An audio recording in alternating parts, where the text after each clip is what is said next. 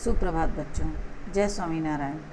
मैं आत्मी green school से आपकी हिंदी की अध्यापिका आज आपको आप ही की पाठ्य पुस्तिका संचयन से जो पिछले वीडियो में मैंने दिए जल उठे पाठ 6 मधुकर उपाध्याय जी द्वारा लिखित जो लेखनी थी उसके बारे में व्याख्या किया था, उसी श्रृंखला को आगे बढ़ाते हुए शब्दार्थ और प्रश्नोत्तर जो आप ही की पाठ्य पुस्तिका पे पाठ के अंत में दिए गए प्रश्न हैं उनके उत्तर व्याख्यात करूँगी। ये मैं आपके स्क्रीन पर चित्र है वो दिखाऊंगी, आप उनको देखिए, मैं व्याख्या करती जाऊंगी और आप उन्हीं को देख करके सुनिए, सीखिए और समझिए।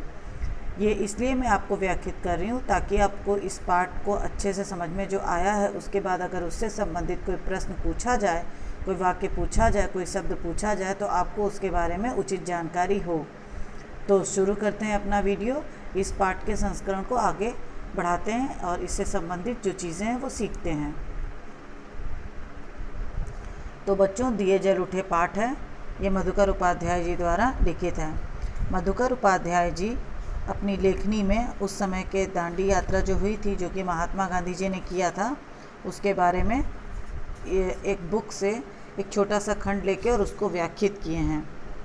तो मधुकर उपाध्याय जी जो थे उनको जो ब्रितानी शासन काल था, जो ब्रिटेन का शासन काल था, उसमें काफ़ी दिलचस्पी थी।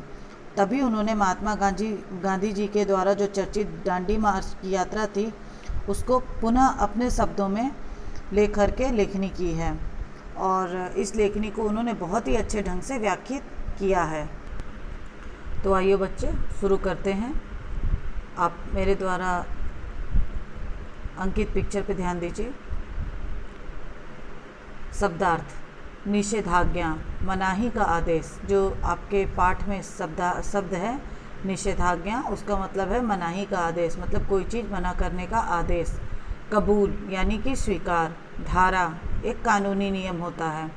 सत्याग्रह सत्य के लिए आग्रह करना। क्षुब्ध मतलब अशांत।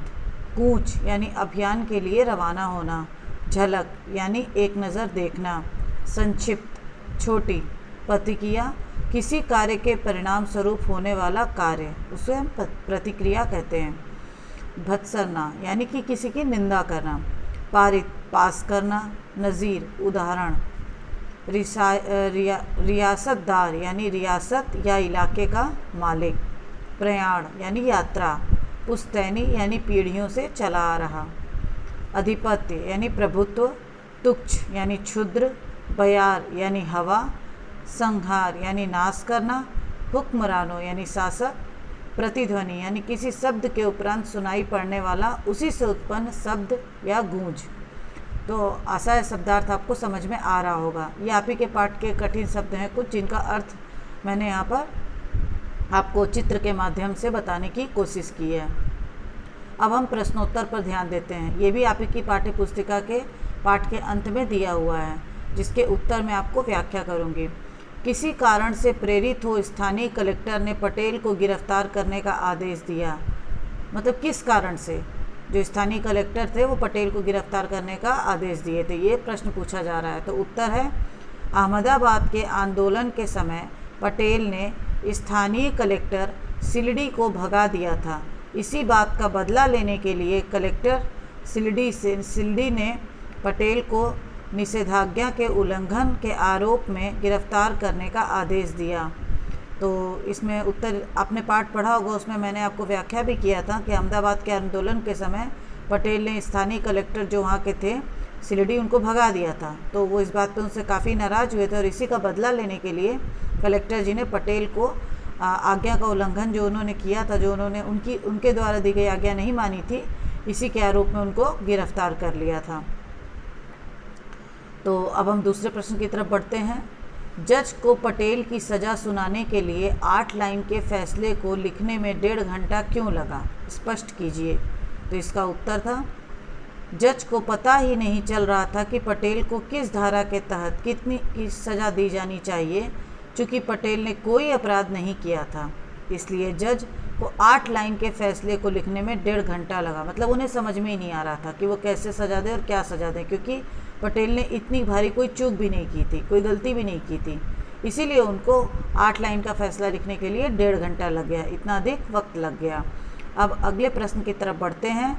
तीसरा, मैं चलता हूँ, अब आपकी बारी है। यह पटेल के कथन का आशय उद्धृत पाठ के संदर्भ में स्पष्ट कीजिए। ठीक है, ये जो लाइन लिखी गई है इसका आशय आप जो ऊपर पाठ दिया गया है, जो पाठ पढ़े हैं आप, उसके संदर्भ में स्पष्ट कीजिए। तो इसका उत्तर है, सरदार पटेल को 3 महीने की जेल हुई। इसके लिए उन्हें बोरसर से साबरमती जेल ले जाया जा रहा था। रास्ते में आश्रम पड़ता था। पटेल के आग्रह पर गाड़ी रोक दी गई और पटेल आश्रम वासियों से मिले। सड़क पर ही गांधी जी से भी उनकी बातचीत हुई, जिसमें उन्होंने गांधी जी से यह कथन कहा, वे स्पष्ट करना चाहते थे वे जेल जा रहे हैं और अब स्वाधीनता की लड़ाई की जिम्मेदारी आपकी है, यानी आप लोगों की है, गांधी जी को बोल रहे थे वो। तो उत्तर समझ में आ गया। वैसे भी पाठ में मैंने व्याख्या किया था, फिर भी आपको कोई परेशानी हो, कोई उलझन हो तो आप मुझे कमेंट बॉक्स में पूछ सकते हैं। अब हम अगले प्रश्न की तरफ बढ़ते हैं। प्रश्न नंबर 4, इनमें से आप लोग त्याग और हिम्मत सीखें। इनसे आप लोग त्याग और हिम्मत सीखें। गांधी जी ने यह किसके लिए और किस संदर्भ में कहा? उत्तर, गांधी जी एक बार रास गए, वहाँ उनका भव्य स्वागत हुआ। वहाँ सबसे आगे रास लोग रहते हैं जो दरबार कहलाते हैं।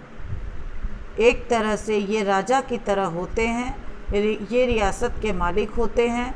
गोपाल दास और रविशंकर महाराज जो दरबार थे वहाँ मौजूद थे। ये दरबार लोग अपना सब कुछ छोड़कर यहाँ आकर बस गए। उनका यह त्याग एवं हिम्मत सराहनीय है।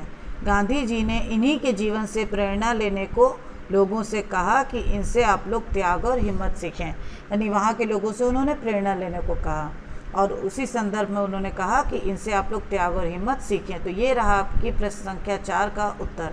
अब आगे बढ़ते हैं प्रश्न संख्या 5 की तरफ। पाठ द्वारा कैसे सिद्ध होता है? अब प्रश्न संख्या 5 पढ़ते हैं कि पाठ द्वारा यह कैसे सिद्ध होता है कि कैसी भी कठिन परिस्थिति हो उसका सामना तात्कालिक सूझबूझ और आपकी मेलजोल से किया जा सकता है। यह आप अपने शब्दों में लिखिए। गांधी जी अपनी दांडी यात्रा पर थे। उन्हें वहीं नदी पार करनी थी। ब्रिटिश सरकार ने नदी के तट के सारे नमक भंडार हटा दिए थे। वे अपनी यह यात्रा किसी राजघराने के इलाके से नहीं करना चाहते थे। जब वे कनकपुरा पहुँचे तो 1 घंटा देर हो गई थी। इसलिए गांधी जी ने कार्यक्रम में परिवर्तन करने का निश्चय किया कि नदी को आधी रात में समुद्र में पानी चढ़ने पर पार किया जाए, ताकि कीचड़ और दलदल में कम से कम चलना पड़े। तट पर अंधेरा था, इसके लिए लोगों ने सूझबूझ से काम लिया और थोड़ी ही देर में हजारों दिए जल गए। हर एक के हाथ में दिया था, इससे अंधेरा मिट गया। दूसरे किनारे भी इसी तरह लोग हाथों में दिए लेकर खड़े थे। इस प्रकार कठिन परिस्थिति में सूझबूझ से काम लिया और उसका सामना किया। गांधी जी को रघुनाथ काका ने नाव में बिठाकर नदी पार करा दी।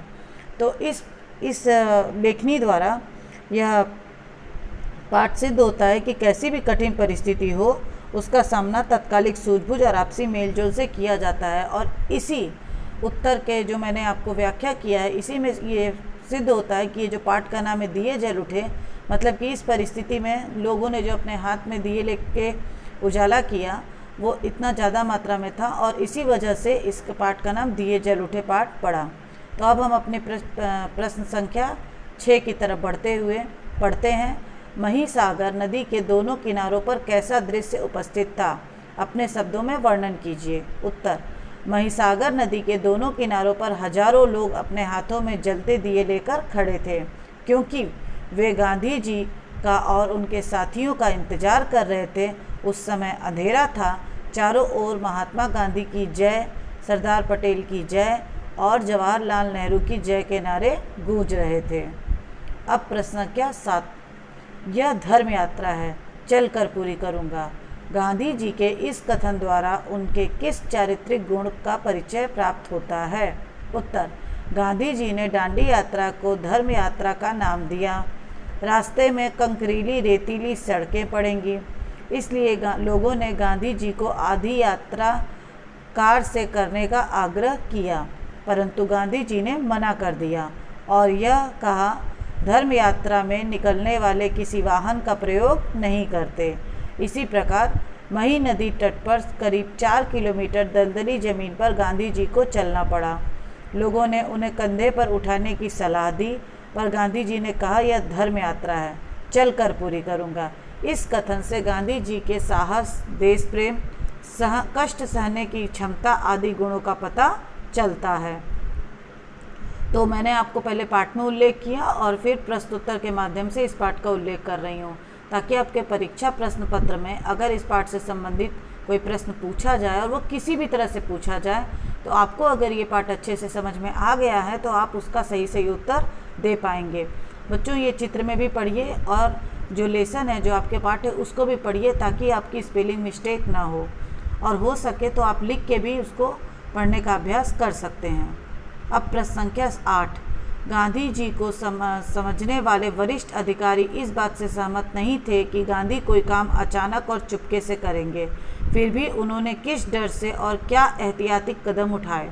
उत्तर, गांधी जी को समझने वाले वरिष्ठ अधिकारियों का मानना था कि वे अचानक चुपके से तो कोई काम नहीं करते, फिर भी ब्रिटिश सरकार कोई खतरा मोल नहीं लेना चाहती थी, इसलिए ऐतिहासिक तौर पर नदी के तट के सारे नमक भंडार हटा दिए गए और उन्हें नष्ट करा दिया। प्रश्न संख्या 9, गांधी जी के पार उतरने पर भी लोग नदी तट पर क्यों खड़े रहे? उत्तर, गांधी जी के नदी पार उतरने पर भी लोग नदी तट पर खड़े रहे क्योंकि सत्याग्रहियों को भी पार जाना था और वे कुछ लोगों का इंतजार कर रहे थे जिन्हें नदी पार करानी होगी।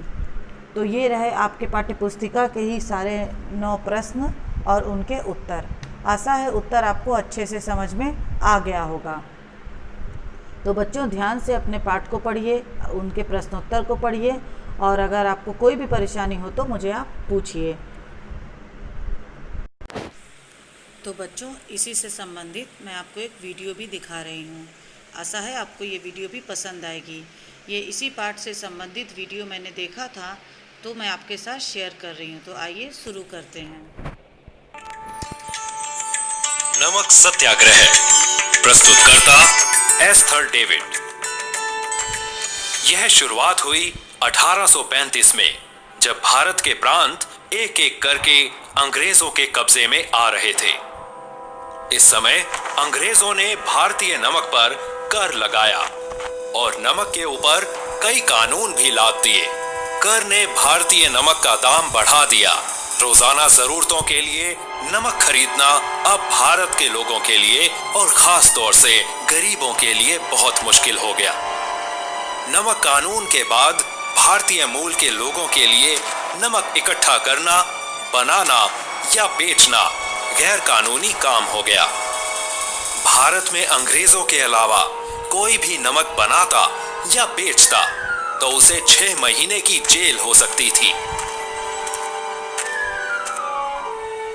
गांधी जी और उनके साथियों को नमक कर और नमक बनाने पर लगा प्रतिबंध सही नहीं लगा और उन्होंने अंग्रेजों का विरोध करने का फैसला किया। गांधी जी ने कहा, माना जाए तो हवा और पानी के बाद नमक जिंदगी की सबसे बड़ी जरूरत है। नमक वाकई जरूरी है क्योंकि ये हमारे खाने का स्वाद बढ़ाता है। उससे भी बड़ी बात, अच्छी सेहत के लिए शरीर को नमक की हमेशा जरूरत है। गांधी जी ने अहमदाबाद के गांधी आश्रम से नमक यात्रा की शुरुआत की। उनकी मंजिल थी दक्षिण गुजरात में समुद्र के किनारे बसा दांडी नाम का गांव। 12 मार्च 1930 को गांधी जी और 78 लोग यात्रा पर निकले। इन सभी को स्वतंत्रता सेनानी भी कहा जाता है क्योंकि इन्होंने गलत कानूनों के खिलाफ आवाज उठाई और अंग्रेजों से भारत को आजाद करवाने के लिए भी लड़े। अहमदाबाद से दांडी तक के 240 मील के रास्ते में हिंदुस्तान भर से आए हुए हजारों लोग अंग्रेजों के खिलाफ हो रही इस यात्रा से जुड़ गए। यात्रा का मकसद था नमक पर लगे कर और भारतीयों के नमक बनाने, और बेचने पर जो पाबंदी थी उसका विरोध। गांधी जी और उनके सहयोगी रोज दिन में 12 मील पैदल चले और दांडी पहुंचने में उन्हें 3 हफ्ते लगे। गांधी जी ने इसे सच की लड़ाई का नाम दिया। यात्रा के अंतिम समय पर दांडी पहुंचकर गांधी जी ने समुद्र किनारे से एक मुट्ठी नमक उठाया और कसम ली, नमक के इन दानों की मदद से मैं ब्रिटिश राज की नींव हिला दूंगा। दांडी यात्रा के साथ ही गांधी जी ने अंग्रेजों के खिलाफ सविनय अवज्ञा आंदोलन की भी शुरुआत की। नमक यात्रा की वजह से 80,000 भारतवासियों के साथ गांधी जी को जेल भेज दिया गया।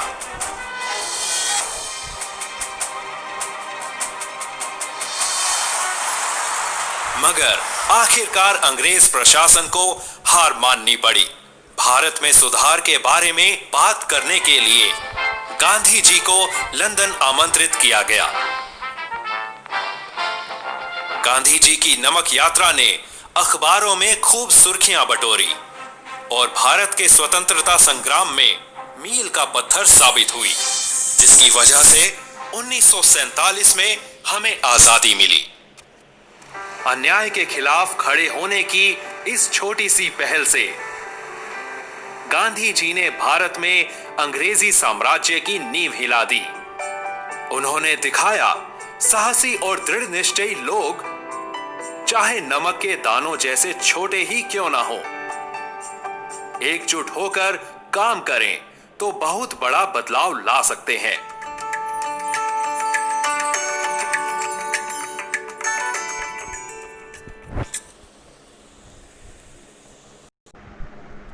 तो आशा है बच्चों आपको वीडियो पसंद आई होगी और इससे आपको अपने पाठ से संबंधित और भी बातें सुनी और समझ में आई होंगी।